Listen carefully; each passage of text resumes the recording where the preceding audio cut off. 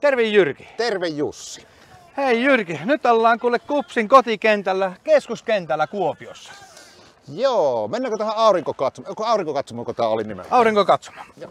Varmaan tulee niin keskusteluun nyt valtuustoon niin tämä kentän katsomorakennusten laajennus. Joo, niin tulee ja saa tullakin. Mieti, meillä on Suomen mittakaavassa yksi parhaita naisten joukkueita, yksi parhaita miesten joukkueita, kansainvälisiä otteluita useana kesänä peräkkäin ja tulossa vielä ensi kesänä, seuraavana kesänä ja niin päin pois. Me ollaan Suomen Cupin voitto just saatu.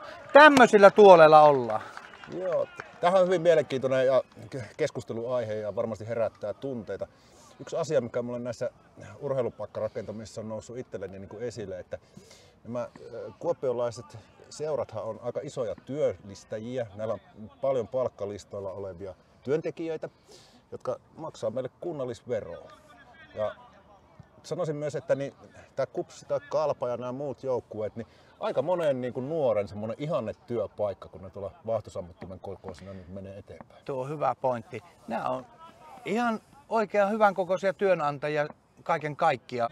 Tämä on vetovoimatekijä ja tämä on kulttuurikysymys myöskin. Samaa mieltä. No. Minun mielestä Kuopion kaupungin tulee osallistua merkittävästi siihen, että näistä hienoista lankuista päästään eroon. Kuopiolaiset ensin ratkaisee tämän, mutta kyllä mä näillä niin kuin tiedoilla olisi itsekin kallistumassa nyt siihen suuntaan, varsinkin kun KuPSillakin on tämmöinen hyvä kummisetä tuolla taustalla, joka on paljon investoinut. Mutta toivon, että niin tehdään tämä ihan sitten, ei niin kuin ehkä aikaisemmin on tehty, vaan reippaasti avoimesti, hyvää avointa päätöksentekoa noudattaen. Banzai! Banzai!